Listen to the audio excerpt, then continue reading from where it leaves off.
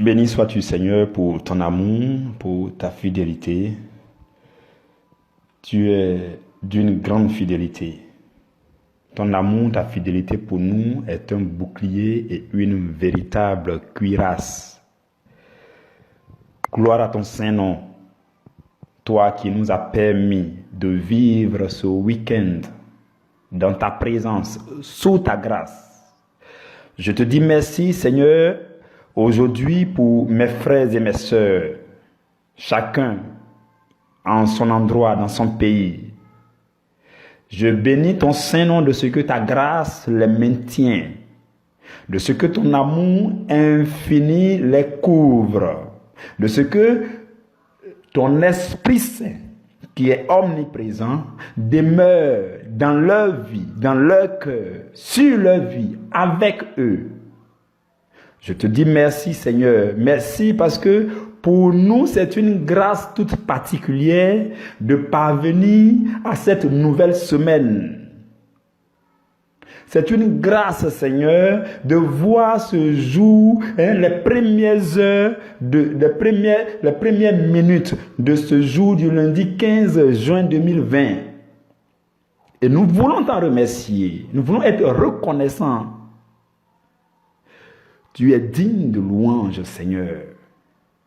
Reçois l'adoration qui te revient, reçois l'acclamation qui te revient, que tout ce qui vit, que tout ce qui respire, que tout ce qui existe sur la terre, sous la terre, dans les airs, dans les cieux, que toutes choses t'adorent parce que tu mérites l'adoration. Et nous voulons te dire merci. Je te dis merci pour la vie de mes frères, de mes sœurs. Merci pour la santé que tu nous accordes. Merci pour ta présence dans chaque domaine de nos vies. Même dans le secret de nos cœurs, tu es là. Tu nous connais, tu nous observes, tu nous admires. Et tu veux nous accompagner en chaque chose. Et tu organises toutes choses pour que toutes choses concourent au bien de tes enfants que nous sommes. Je te bénis en ce jour, Seigneur. Je te dis merci. Merci infiniment pour ta grâce dans nos vies. Merci infiniment pour ta bonté. Merci infiniment pour ta présence. Je prie maintenant, Roi de gloire, que ton esprit vienne. C'est lui seul qui sait le faire.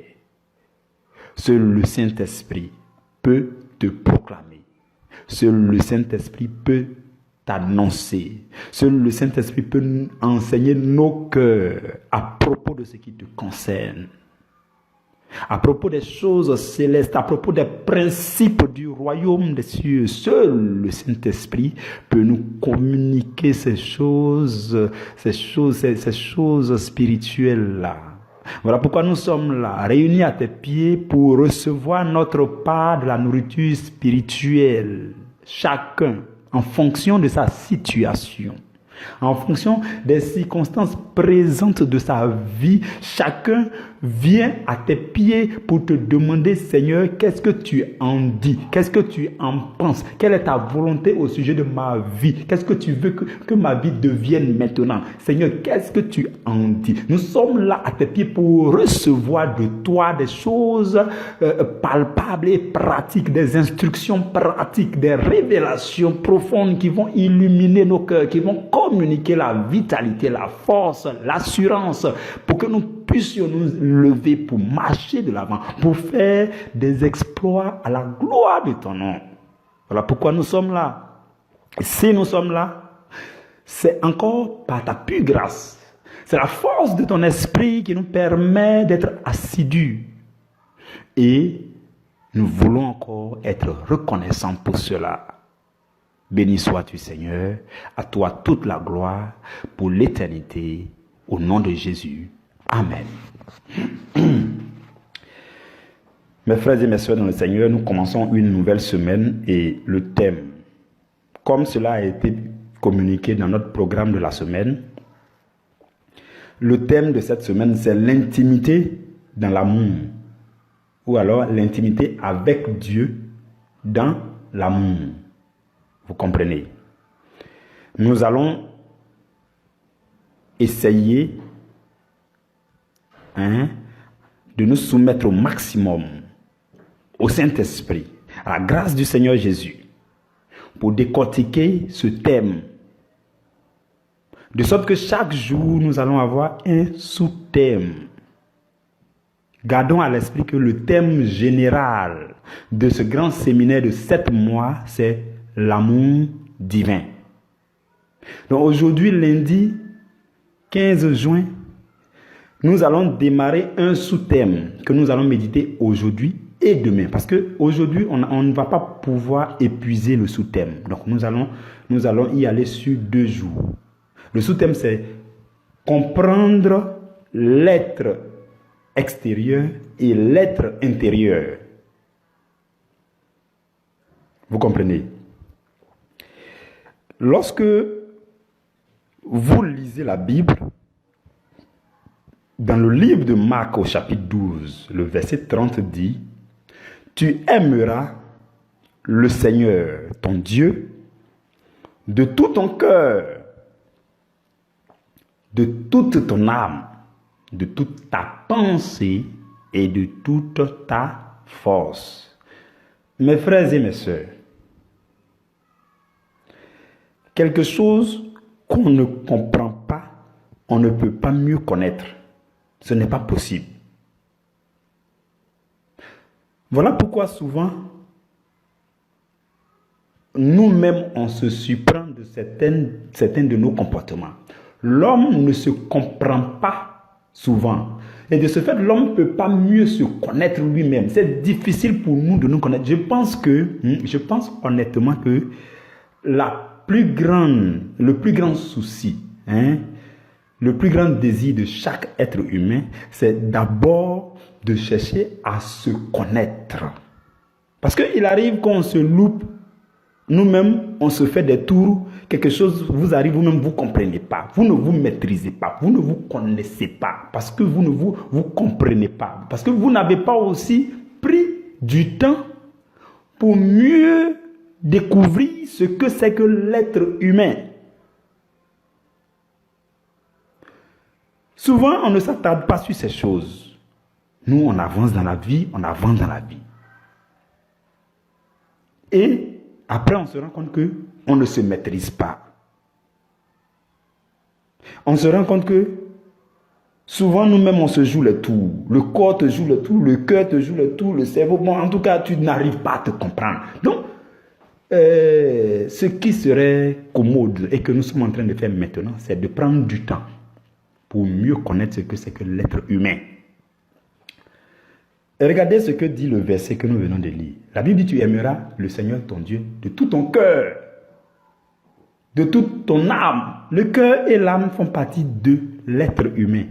Alors que vous et moi, dans le cadre de ce séminaire, depuis ce mois de juin, le sujet que nous sommes en train d'étudier, c'est comment manifester l'amour pour Dieu. Comment aimer Dieu.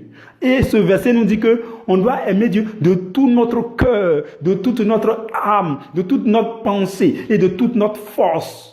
Bon, maintenant, si je ne maîtrise pas ce que c'est que le cœur, l'âme, la pensée, toutes mes forces, tout ça là, si je ne connais pas tous ces petits détails, comment je vais faire pour mieux manifester l'amour pour Dieu? Voici la question. C'est la raison pour laquelle on ne pouvait pas terminer ce mois d'enseignement sans parler de ça. Et c'est pourquoi on va prendre toute cette semaine pour aller calmement, pour comprendre les petites choses à ce sujet. Je bénis vraiment le nom du Seigneur pour cela. Alors, mes frères et mes sœurs, lorsque nous lisons les évangiles, lorsque nous lisons la Bible en général, excusez-moi, lorsque nous lisons la Bible en général et les évangiles en particulier, on découvre qu'il existe deux êtres qui ont été combinés en chacun de nous. Chaque homme là, il y a 2 personnes qui ont été combinées. De façon générale, il y a 2 personnes qui ont été combinées en vous. La première personne, c'est l'être extérieur. Et la deuxième personne, c'est l'être intérieur. L'être intérieur, c'est un être très fonctionnel, très actif, mais qui est invisible. Et l'être extérieur, c'est tout ce qui est touchable, tout ce qui est physique, le corps et tout ce qui est à l'intérieur. Vous comprenez? Ce corps-là, pour ce qui concerne l'être extérieur, l'enveloppe de l'être extérieur, l'enveloppe de l'homme intérieur, c'est le corps physique qui est visible, que vous pouvez toucher vous-même actuellement. En fait, vous êtes logé dans un bâtiment qu'on appelle le corps. C'est ce bâtiment-là qui est l'enveloppe de l'homme extérieur. Mais dans le même homme intérieur, il y a des choses à l'intérieur. Mais tout ça, englobé, on appelle ça l'homme intérieur. L'homme extérieur, pardon. Et, bon, pour aller pas à pas, retenez que l'homme extérieur, on commence par l'homme extérieur. L'homme extérieur a 3 choses fondamentales. L'homme extérieur est composé de 3 choses fondamentales. Le corps physique, qui est l'enveloppe. Et la deuxième chose, c'est le centre de commande. Ou alors on peut l'appeler la tête. Enfin, pas la tête proprement dite, mais le centre de commande, qui est le cerveau. Le cerveau, c'est un centre de commande, un centre de calcul, de réflexion. Et la troisième chose dans l'être extérieur, c'est l'élément central. Quand vous prenez l'être extérieur, il y a un élément central. C'est le cœur physique. C'est-à-dire le cœur physique. Le cœur physique qui est logé du côté de votre poitrine, côté gauche là. C'est ça, l'élément central de l'être extérieur. Le cœur là, son rôle, le cœur fonctionne comme une pompe de sang. Et en même temps aussi, ça stocke une quantité de sang. Donc ça fonctionne comme une pompe de sang. Ça pompe le sang vers tous les membres du corps, partout dans le corps. Mais en fait, ça pompe le sang qui est oxygéné, c'est-à-dire le sang, le bon sang là, ça pompe ça partout dans le corps, dans tous les membres. Mais le cœur pompe le sang qui n'est pas oxygéné là, ça pompe ça pour envoyer vers les poumons. Et quand vous respirez, l'air qui rentre dans le poumon va aller oxygéner le sang et le sang oxygéné retourne dans le sang, dans le cœur. Le cœur va se charger de les pomper pour envoyer partout dans le corps. Donc voici les 3 éléments clés de l'homme extérieur. Il y a l'enveloppe qui est le corps physique extérieur.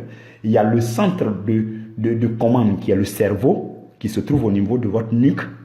Et il y a l'élément central qui est le cœur physique qui est logé dans votre poitrine côté gauche. Ça, c'est l'homme extérieur. L'homme intérieur a presque la même structure que l'homme extérieur. L'homme intérieur a une enveloppe. L'enveloppe de l'homme intérieur, c'est un corps spirituel. Ce n'est pas visible à l'œil nu. C'est un corps spirituel. Quand vous lisez le livre de 1 Corinthiens au chapitre 15, Paul parle des corps, corps animal et puis corps spirituel. Et puis il parle des corps terrestres et puis des corps célestes. Vous voyez. Donc dans le domaine spirituel, les choses ne sont pas visibles comme en fait comme il en est le cas dans le domaine physique. Donc, il existe bel et bien votre corps spirituel qui est actuellement combiné dans votre corps physique. Si on les sépare les deux tout de suite, c'est que la situation n'est plus normale. Donc, l'enveloppe de l'homme intérieur, là, c'est un être spirituel qui est un être invisible et qui est logé de façon compatible avec dans votre homme extérieur. Donc la première chose, la première partie de l'être intérieur, c'est d'abord l'enveloppe qui est le corps spirituel et qui est invisible. On est d'accord, hein? La deuxième chose dans l'être intérieur, c'est aussi le centre de commande. Il y a un centre de commande dans l'être intérieur. Le centre de commande de l'être intérieur, c'est l'âme. C'est là-bas que se trouve tout ce qui est raisonnement, tout ce qui est réflexion, tout ce qui est, vous voyez, tout ce qui est intellect, ça se loge, ça se trouve dans l'âme. Vous comprenez, mes frères et mes sœurs? Et le troisième élément dans l'être intérieur, c'est aussi, on appelle ça aussi l'élément central de l'être intérieur, c'est l'esprit avec petit e. Votre esprit avec petit e, c'est l'élément central, l'organe central de votre homme intérieur. Tout comme le cœur physique est l'élément central de votre être extérieur, l'esprit avec petit e est comme le cœur de votre homme intérieur. Voilà pourquoi souvent dans la Bible, là où vous allez voir le cœur, on remplace par l'esprit. Parce que l'esprit fonctionne comme le cœur de votre homme intérieur. Et le cœur physique qui est dans votre poitrine là est l'élément central de votre homme extérieur. Vous comprenez? Donc 3 choses dans l'homme extérieur, 3 choses dans l'homme intérieur. Et les 3 choses ont presque les mêmes caractéristiques. Vous voyez comment Dieu a façonné les hommes, hein? Donc, du côté de l'être extérieur, il y a l'enveloppe qui est le corps physique, extérieur, tout. À l'intérieur, il y a 2 éléments clés. Il y a le centre de commande qui est le cerveau et il y a l'élément central qui est le cœur physique qui est logé dans la poitrine gauche. Et de l'autre côté, il y a l'être intérieur qui est composé d'une enveloppe qu'on appelle le corps spirituel. Lorsqu'on meurt, c'est ce corps-là qui reste. Ou alors à la résurrection, c'est ce corps. C'est pourquoi Paul dit, on va ressusciter glorieux. Donc c'est un corps spirituel. C'est ça l'enveloppe de l'être intérieur. Et l'être intérieur dispose aussi d'une âme. L'âme, c'est le centre de commande, c'est le centre de raisonnement. Et le troisième élément de l'être intérieur, c'est l'élément central. Tout comme le cœur était l'élément central de l'autre côté, l'esprit, c'est l'élément central de l'être intérieur. Vous comprenez très bien ces choses, j'espère, parce que ça sera capital pour la suite des enseignements de cette semaine. Alors, on va voir maintenant comment fonctionne chaque organe, chaque élément. Commençons par l'homme extérieur, l'être extérieur. Comment fonctionne l'être extérieur? Les 3 éléments que nous avons cités pour l'être extérieur, nous allons voir leur fonctionnement. On commence par le corps. Le corps, sur le corps, Dieu a positionné les capteurs. On les appelle les capteurs sensoriels. Ce sont les 5 sens. Dieu les a positionnés sur le corps. C'est ce que le corps utilise pour s'exprimer. Quand vous pincez quelqu'un, son corps réagit pour dire « ça me fait mal » parce que il y a un capteur sensoriel qu'on appelle le toucher. C'est ça qui lui permet de capter cette douleur. Donc, il y a les 5 sens. Le corps fonctionne avec les 5 sens. Les 5 sens et puis leurs sensations corporelles qui accompagnent. On va vous parler de la vue, de l'odorat, de l'ouïe, du toucher, du goûter. Voici les 5. Donc le corps physique, c'est comme ça, lui, il fonctionne avec les capteurs là. Et le corps physique aussi est chargé d'exécuter des actions. Parce que c'est ce que Dieu utilise pour agir sur le monde extérieur. C'est le corps physique qui vous permet de vous déplacer, de parler à quelqu'un, de bouger, de vous asseoir, de vous élever, de faire quelque chose pour Dieu. Dieu a fabriqué cette enveloppe-là pour pouvoir l'utiliser sur la terre. Sinon, ce n'est pas ça. Votre vraie personne est à l'intérieur de vous pendant que je vous parle. Vous comprenez? Mais Dieu vous a logé dans cette enveloppe qui est le corps physique pour pouvoir vous utiliser pour accomplir la mission qui est sur votre vie dans ce monde. Vous comprenez, mes frères et mes sœurs? Le deuxième élément, c'est le cœur. Le cœur physique. Le cœur physique, comme j'ai dit tout à l'heure, c'est comme une pompe de sang.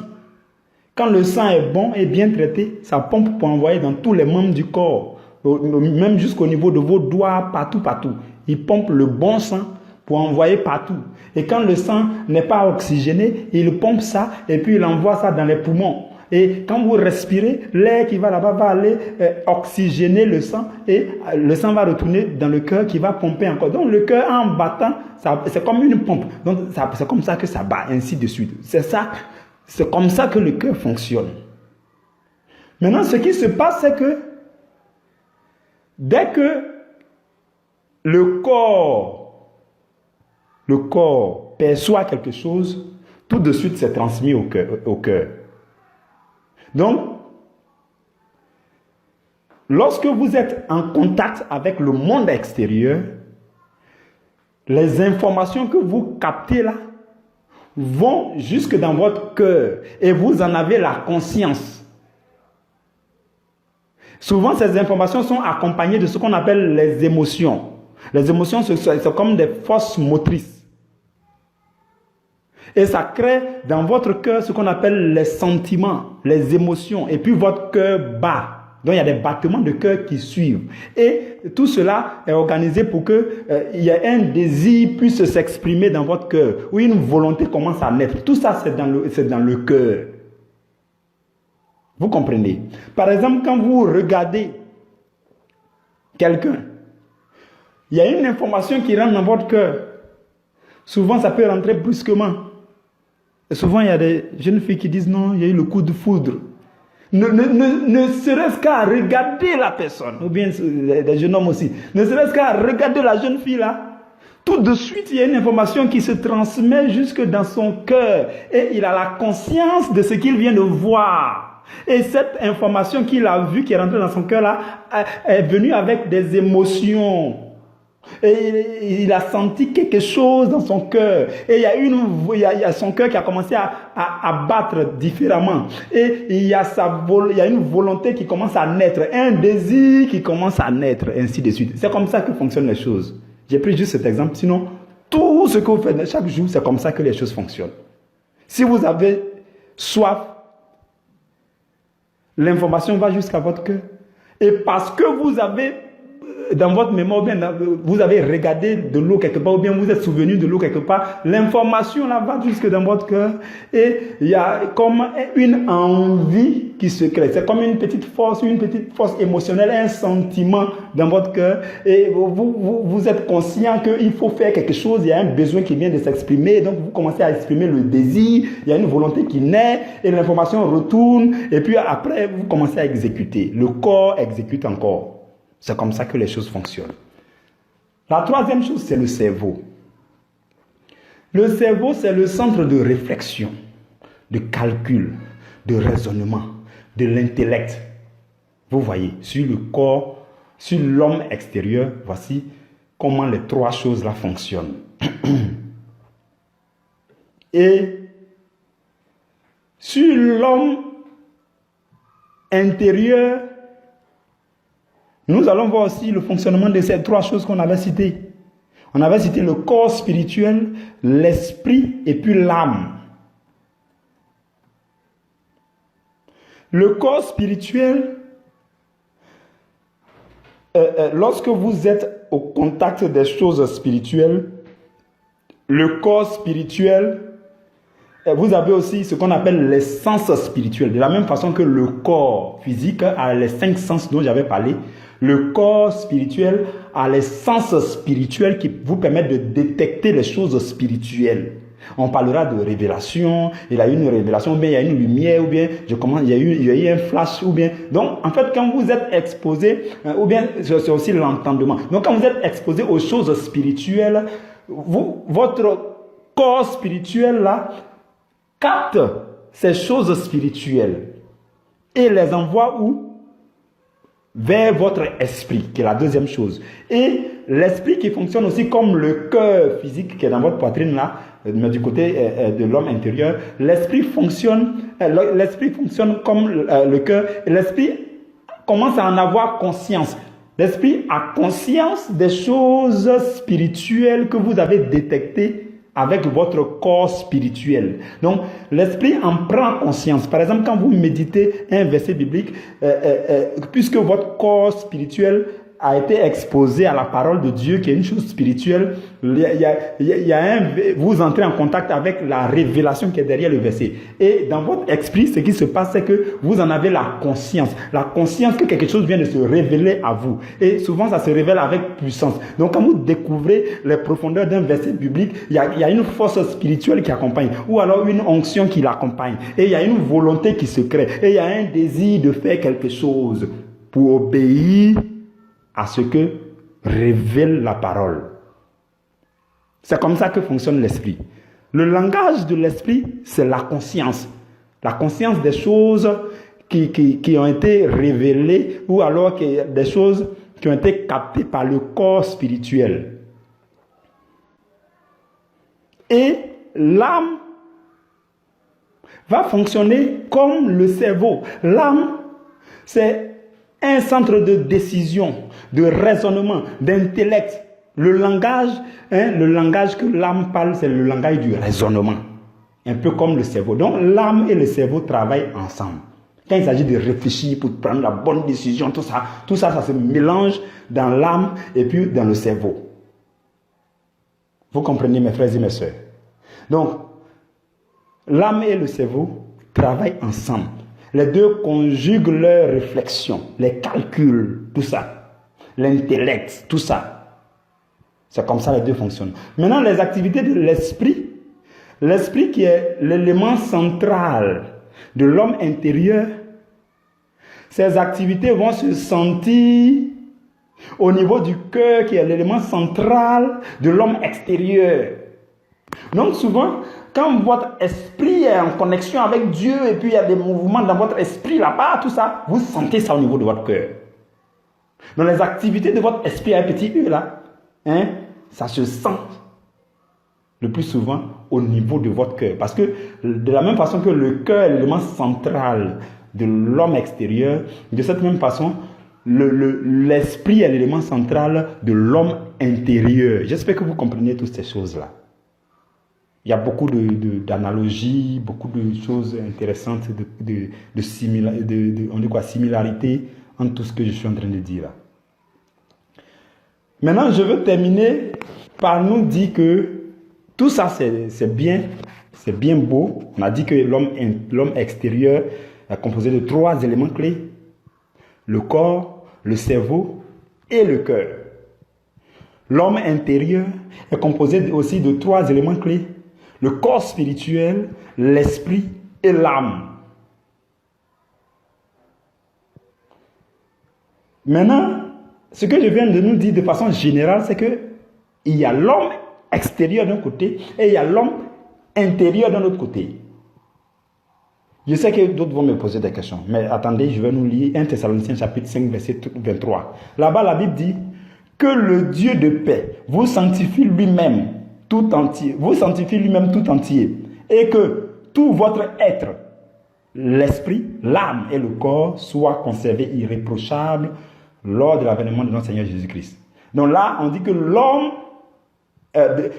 l'être entier, ça veut dire que tout, entier est composé de 3 choses. L'esprit, l'âme et le corps. De façon basique, comme nous venons de l'expliquer, il y a 2 choses fondamentales.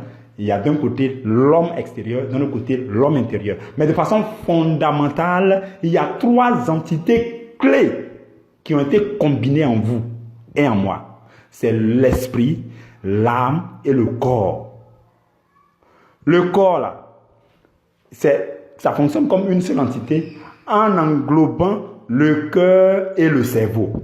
Parce que les 3, quand on les met ensemble, j'ai voulu détailler pour que vous puissiez mieux comprendre ces choses.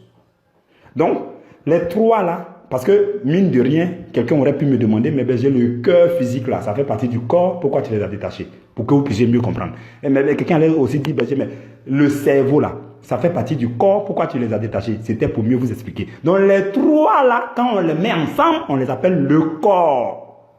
Vous comprenez maintenant? C'est pourquoi souvent quand vous écoutez un enseignement, écoutez jusqu'à la fin, sinon vous risquez de penser que le gars là il est en erreur. Donc, le corps, l'homme extérieur, c'est fondamentalement tout le corps, y compris les 3 organes qu'on a cités.